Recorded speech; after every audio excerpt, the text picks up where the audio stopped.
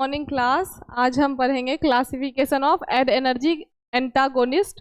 ठीक है, हमने कल के लेक्चर में जो है वो मेटारेमिनोल के बारे में पढ़ा था। ठीक है, मेटारेमिनोल क्या होता है? तो मेटारेमिनोल जो होता है वो आपका, हाँ, मेटारेमिनोल जो होता है वो आपका मेनली यूज होता है किसको? लो ब्लड प्रेशर को ट्रीट करने के लिए। जैसे आपको हाइपोटेंशन वगैरह हो तो ऐसी प्रॉब्लम को ठीक करने के लिए मेटारेमिनोल यूज होता है। जैसे कि हाइपोटेंशन ड्यूरिंग एनेस्थेसिया, एनेस्थेसिया के टाइम पे आपको हाइपोटेंशन हो गया हो, या सर्कुलेटरी फेलियर, या फिर ब्लड प्रेशर इंक्रीज, मतलब कि वेसोकंस्ट्रिक्टर के तौर पे यूज होता है।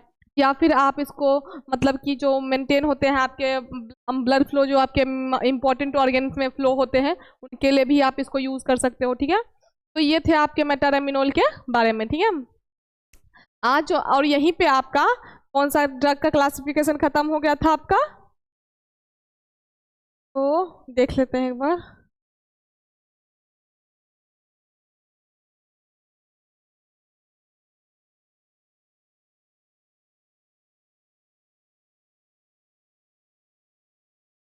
यहाँ पे आपका खत्म हो गया ड्रग, मेटारेमिनोल तक ही था। ठीक है, अब जो हम शुरू करेंगे वो हम क्लासिफिकेशन शुरू करेंगे किसका?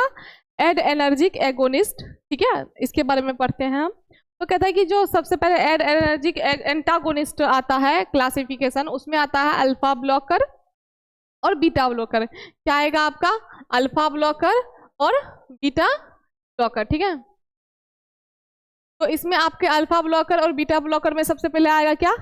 Alpha blocker. तो अल्फा ब्लॉकर का जो रिसेप्टर टाइप होगा वो आपका नॉन सेलेक्टिव होगा और एक अल्फा 1 सेलेक्टिव होगा। ठीक है, तो नॉन सेलेक्टिव में जो होंगे वो आपके आएंगे टोलाजोलिन, आएंगे टोलाजोलिन। ठीक है, जिसका और एक आएगा आपका फेंटोलामाइन, और तीसरा आपका आएगा फिनॉक्सीबेंजामाइन। ठीक है, ये तीनों जो है वो नॉन सेलेक्टिव कैटेगरी में आएंगे, नॉन सेलेक्टिव रिसेप्टर में आएंगे। ठीक है, और एक है आपका अल्फा 1 सेलेक्टिव, जिसमें आपका प्राजोसिन आएगा, प्राजोसिन। ठीक है, उसके बाद अगर हम बात करें बीटा ब्लॉकर की, ये आपका अल्फा ब्लॉकर था, अब आप पढ़ोगे बीटा ब्लॉकर। तो बीटा ब्लॉकर में क्या है कि नॉन सेलेक्टिव, बीटा 1 सेलेक्टिव और अल्फा प्लस बीटा ब्लॉकर। ठीक है, तो ये तीनों है। तो नॉन सेलेक्टिव में आपके प्रोपेनॉल आ गया, और बीटा 1 सेलेक्टिव में आपका आ गया, और आपका अल्फा प्लस बीटा ब्लॉकर में कार्वेडिलोल आ गया। ठीक है, तो ये तीनों ड्रग आपके आ गए किसमें?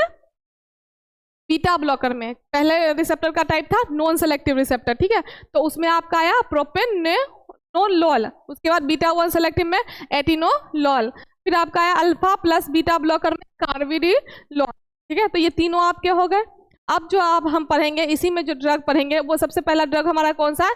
टोलाजोलिन। तो हम टोलाजोलिन के बारे में आज डिस्कस करेंगे आज की क्लास में। ठीक है, कहता है कि टोलाजोलिन जो है वो adrenergic receptor antagonist class का नॉन सेलेक्टिव ड्रग में आता है आपका, क्या? टोलाजोलिन। ठीक है, उसके बाद कहता है कि डेफिनेशन की अगर इसकी बात करो तो ये आता है tolazoline is an non selective competitive alpha adrenergic. क्या होता है? Non selective competitive alpha adrenergic receptor agonist, antagonist sorry. उसके बाद होता है कि that act as vasodilator, as a vasodilator काम करता है, and is use to treat spasm of peripheral blood vessel. जो आपके पेरिफेरल ब्लड वेसल्स होते हैं उन पे जो स्पाज्म वगैरह जो उनमें हो जाती हैं, तो उनको ट्रीट करने के लिए, उनको ठीक करने के लिए आपका ये यूज होता है, क्या? टोलाजोलिन। ठीक है, अब अगर हम बात करें केमिकल इंफॉर्मेशन की, तो केमिकल इंफॉर्मेशन में आपका क्या आएगा? तो केमिकल इंफॉर्मेशन में आपका कि केमिकल फॉर्मूला, तो सबसे पहले आपका क्या आएगा? C10H12N2, मतलब कि 10 कार्बन होंगे, 12 हाइड्रोजन होंगे और 2 नाइट्रोजन होंगे। ठीक है, तो मेनली जो अब ये हो गया केमिकल फॉर्मूला। आईयूपीएसी नेम की अगर बात करें तो इसमें 2 बेंजाइल 4,5 डाइहाइड्रो 1H डाइमिडाजोल। ठीक है, ये होगा इसका किसका? टोलाजोलिन का आईयूपीएसी नेम। ठीक है, अगर हम इसकी केमिकल क्लास की बात करें तो ये इमिडाजोलिन डेरिवेटिव होते हैं, इमिडाजोलिन डेरिवेटिव आपके कौन? टोलाजोलिन। ठीक है, ये आपका टोलाजोलिन का स्ट्रक्चर है जिसको आप देख रहे हो, जिसमें आपके 10 कार्बन होंगे और 12 हाइड्रोजन होंगे और 2 नाइट्रोजन होंगे आपके। ठीक है, तो इस तरीके से आपका हो गया क्या? इसका केमिकल स्ट्रक्चर, ठीक है। तो मेनली अब हमने क्या क्या पढ़ लिया, टोलाजोलिन के बारे में, ठीक है। तो टोलाजोलिन में आपका आ गया class alpha adrenergic receptor antagonist, जो कि नॉन सेलेक्टिव होगा। उसके बाद अगर ये होता है non selective competitive alpha adrenergic receptor antagonist. Agonist का सारा ड्रग हमने पढ़ लिया। अब अभी हम किस क्लास का ड्रग पढ़ रहे हैं, एंटागोनिस्ट का, ठीक है। तो ये जो आपका टोलाजोलिन होगा वो एंटागोनिस्ट कैटेगरी का ड्रग होगा, ठीक है, जो कि एक्ट करेगा एज अ वेजोडाइलेटर। वेजोडाइलेटर में क्या करेगा कि जो भी आपके स्पाज्म होंगे पेरिफेरल ब्लड वेसल में, उसको ये ठीक करने का या ट्रीट करने का काम करेगा, ठीक है। अगर केमिकल इन्फॉर्मेशन की बात करें तो केमिकल इन्फॉर्मेशन में इसका फॉर्मूला क्या होगा, C10H12 नाइट्रोजन 2, ठीक है। तो इस तरीके से इसका केमिकल फॉर्मूला हो जाएगा। फिर अगर हम इसकी आईयूपीएसी नेम की बात करते हैं तो इसका आईयूपीएसी नेम हो जाएगा 2-बेंजाइल 4,5-डाइहाइड्रो 1H इमिडाजोल। केमिकल क्लास क्या हो जाएगा, तो इमिडाजोलिन डेरिवेटिव, ठीक है। तो ये आपके हो जाएंगे। उसके बाद इसका स्ट्रक्चर की अगर हम बात करें तो स्ट्रक्चर तो आप देख ही रहे हो, जिसमें आपके 10 कार्बन है और 12 हाइड्रोजन है और 2 नाइट्रोजन है, एक ऊपर एक नीचे, ठीक है। यहाँ तक क्लियर है। अब हम चलते हैं आगे। अब आते हैं हम टोलाजोलिन के फिजिकल और केमिकल प्रॉपर्टीज पे। फिजिकल और केमिकल प्रॉपर्टीज, तो फिजिकल और केमिकल प्रॉपर्टीज इसका क्या होगा कि टोलाजोलिन जो होता है वो व्हाइट कलर का क्रिस्टलाइन पाउडर होगा। कैसा होगा, व्हाइट कलर का क्रिस्टलाइन पाउडर होगा, ठीक है। जिसका टेस्ट क्या होगा, बिटर होगा। जिसका टेस्ट कैसा होगा, बिटर टेस्ट का होगा, ठीक है। उसके बाद कहता है कि स्लाइट एरोमेटिक ऑर्डर, जो इसका ऑर्डर होगा वो एरोमेटिक की तरह होगा, ठीक है। जैसा एरोमेटिक होता है वैसा ही इसका भी ऑर्डर होगा, ठीक।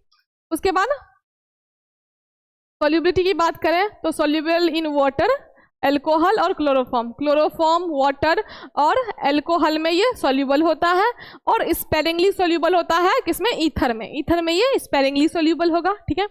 उसके बाद अगर हम इसकी स्टेबिलिटी या स्टोरेज की बात करें तो अगर आपको इसकी स्टेबिलिटी और स्टोरेज मतलब सही से इसको स्टोर करके रखना है और लंबे टाइम तक इसको स्टोर करके रखना है या फिर इसकी स्टेबिलिटी बनाए रखना है, तो आपको क्या करना पड़ेगा कि इसके स्टोरेज कंडीशन और इसकी स्टेबिलिटी के अनुसार ही आपको इसको स्टोर करके रखना पड़ेगा, ठीक है। तो उसके लिए आपको इसको इन अ टाइट कंटेनर, मतलब कि ऐसे कंटेनर में आपको इसको पैक करना है या सील करना है या बंद करना है इसमें क्या हो कि एयर की एंट्री ना हो सके, ठीक है। बहुत टाइट क्लोज कंटेनर में इसको आप पैक करके रखोगे, ठीक है।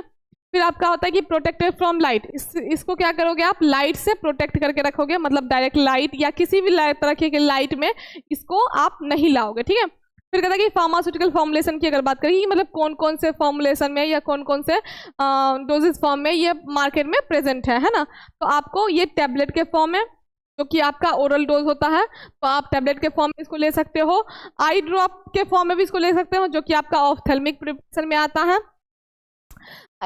इंट्रावेनस के फॉर्म में भी आप इसको ले सकते हो जो कि आपका आईवी के फॉर्म में आएगा, है ना। तो ये तीनों ही, हाँ, ये तीन जो फॉर्मुलेशन है वो आपको इसका मार्केट में प्रेजेंट मिलेगा। कौन कौन सा, टैबलेट, आई ड्रॉप और इंट्रावेनस इंजेक्शन, जिसको आप आईवी रूट से देते हो, आईवी इंजेक्शन कहते हो, वही होता है इंट्रावेनस इंजेक्शन, ठीक है। अगर हम इसके ब्रांड नेम की बात करें तो इसका ब्रांड नेम हो जाएगा टोलाजीन और टोलाजोलिन। दो इसके ब्रांड नेम पॉपुलर हैं जो आपका है टोलाजीन और टोलाजोलिन, ज़्यादा फर्क नहीं है, एक टोलाजीन हो गया एक टोलाजोलिन हो गया, ठीक है। उसके बाद आपका है डोज की अगर हम बात करें तो 25 mg slow IV injection initially, ठीक है। तो 25 mg slow IV injection initially, तो 25 mg जो है उसको आप आईवी रूट के थ्रू शुरू में दे सकते हो। उसके बाद में इंक्रीज टू 50 to 75 mg, मतलब 50 से 75 mg इसको आप दे सकते हो, ठीक है। और given 2 to 3 minutes per week, मतलब 2 से 3 टाइम आप इसको पर वीक के हिसाब से यूज़ कर सकते हो और डिपेंड करता है पेशेंट के कंडीशन पे, ठीक है। मेडिसिनल यूज़ की बात करें तो ये पेरिफेरल वेस्कुलर डिसऑर्डर में यूज़ होता है, रेनॉल्ड्स डिजीज में यूज़ होता है, गैस्ट्रिक सेक्रेशन में यूज़ होता है और आयराइटिस मतलब कि आई ड्रॉप के फॉर्म में भी आप इसको यूज़ कर सकते हो, ठीक है। तो ये सारे इसके यूजेस थे, ठीक है। तो ये हो गए। उसके बाद कल हम दूसरे क्लास के बारे में ड्रग के बारे में डिस्कस करेंगे, आज के नहीं, ठीक है। Thank you.